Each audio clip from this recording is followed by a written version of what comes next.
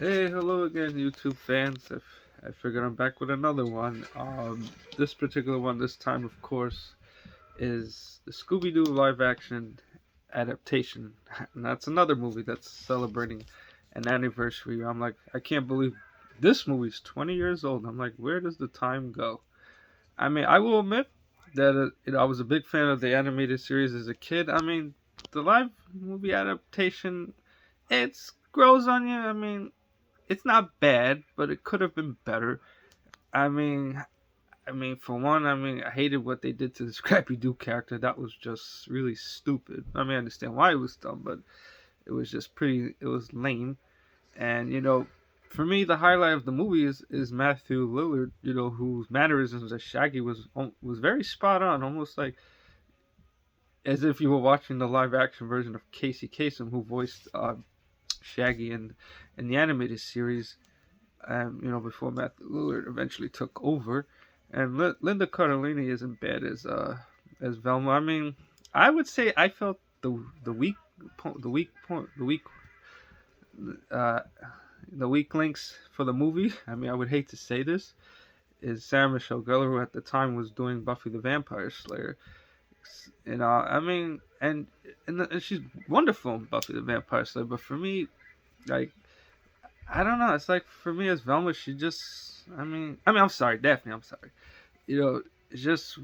I don't know. Maybe, I don't know if the acting was off or I don't know. She does comedy that's good. It's just this unfortunately wasn't one of them. And in the case of Freddie Prinze Jr., I think he was quite honestly the worst of the bunch.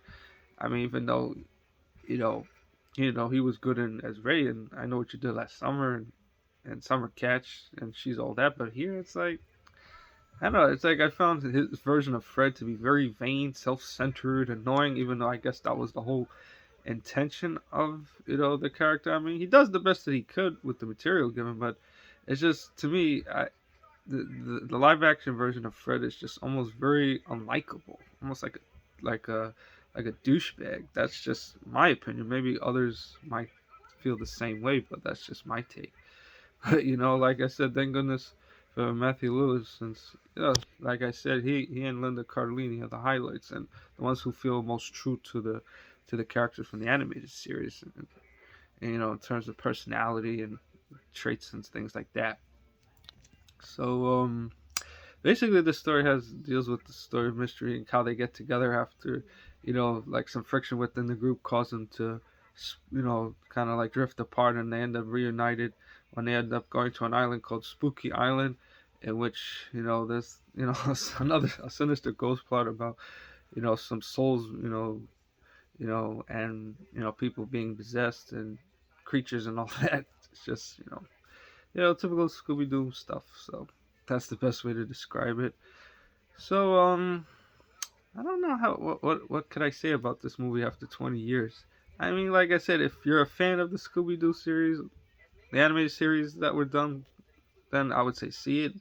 But for casual viewers, it's like I said, it's not bad, but it could have been better, I guess, if that's the particular way to say it. So that's that. So okay, everyone, thanks again.